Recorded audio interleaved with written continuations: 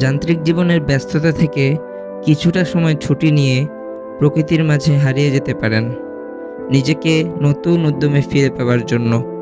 প্রকৃতি, পাহাড়, ঝর্ণা সবকিছু মিলিয়ে সৃষ্টিকর্তার অপরূপ সৃষ্টি আপনার মন জোড়াতে বাধ্য করবেই। পাহাড়, ঝর্ণা পছন্দ করে না এমন মানুষ খুঁজেই পাওয়া যাবে না।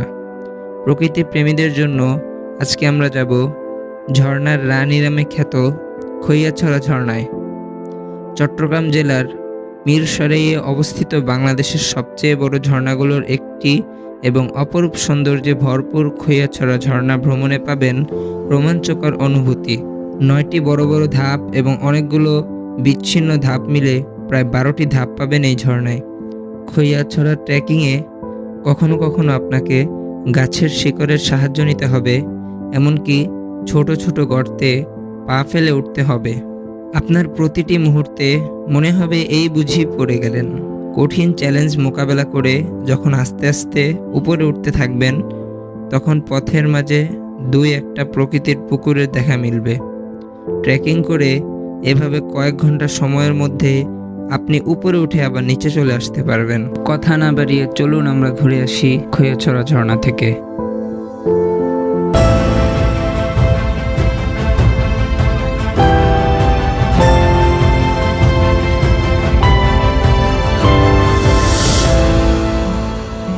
আমাদের যাত্রাটা শুরু হয় কমলাপুর রেল স্টেশন থেকে।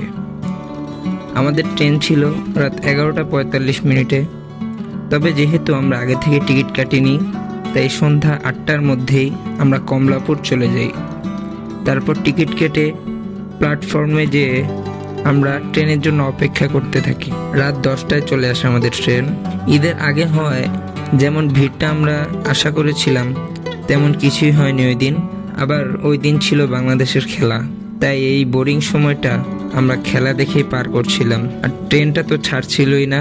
ট্রেন ছাড়তে ছাড়তে পরের দিন হয়ে গেল, প্রায় 12টা নাগাদ ট্রেন ছাড়লো। আর আমরা ছিলাম 10 জন। এটাই আমাদের ট্যুরের এই পর্যন্ত সর্বোচ্চ বড় টিম। আর ট্রেনটি এয়ারপোর্ট পৌঁছলো। তারপরেও দেখি এয়ারপোর্ট স্টেশন পুরোটাই ফাঁকা। ট্যুরে যাওয়ার সময় তো ঘুম আসেন, এটাই স্বাভাবিক। আর আবহাওয়াটাও ছিল অনেক ভালো, বাইরে অনেক বাতাস ছিল। তারপর সকাল 6টা নাগাদ আমরা পৌঁছলাম ফেনী জংশনে।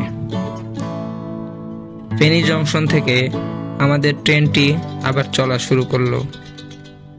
একটু সামনে যেতেই চন্দ্রনাথের সৌন্দর্য উপভোগ করতে করতে 8টা বাজে আমরা সীতাকুণ্ড পৌঁছলাম।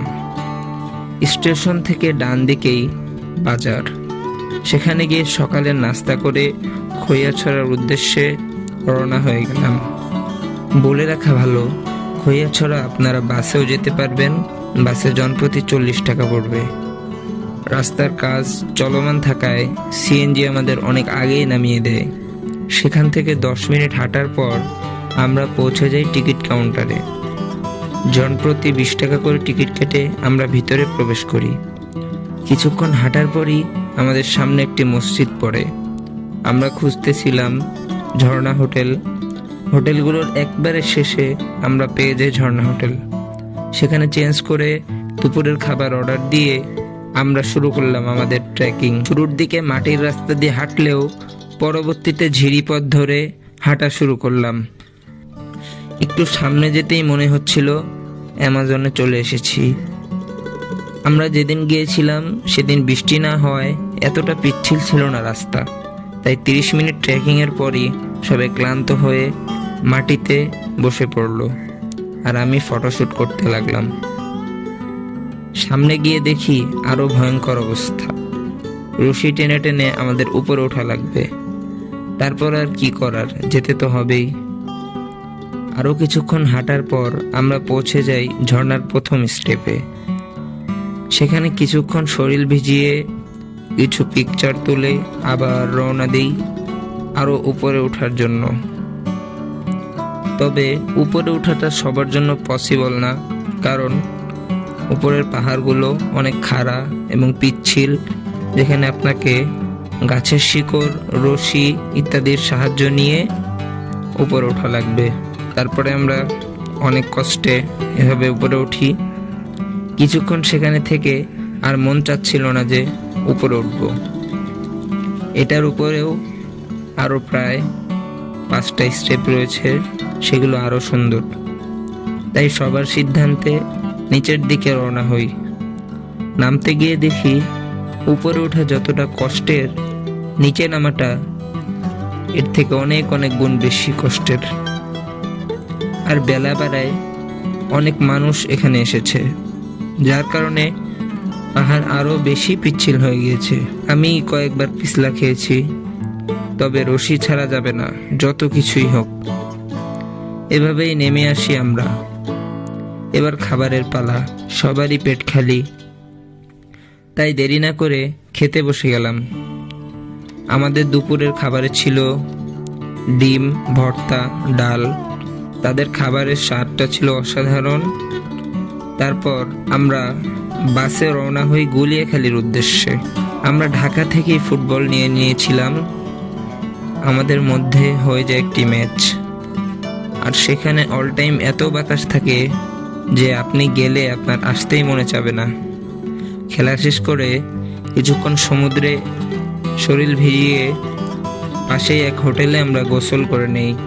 গোসল সেরে আবার রওনা হয়ে যায় সীতাকুণ্ডের উদ্দেশ্যে। সীতাকুণ্ড স্টেশন থেকে সন্ধ্যার ট্রেনে চলে যাই চট্টগ্রাম। চট্টগ্রাম থেকে বাস যোগে আমরা আবার রওনা হই ঢাকার উদ্দেশ্যে। এই ছিল আমাদের খৈয়াছড়া ট্যুরের গল্প। আর খৈয়াছড়া ঝর্ণাটি ছিল একটি ভয়ঙ্কর সুন্দর ঝর্ণা। সেখানে না গেলে আপনি বুঝবেন না। প্রকৃতির সৌন্দর্য দেখতে হলে ঘরে বসে থাকলে হবে না, আপনাকেও বাইরে বের হতে হবে, আপনাকেও ট্রাভেল করতে হবে।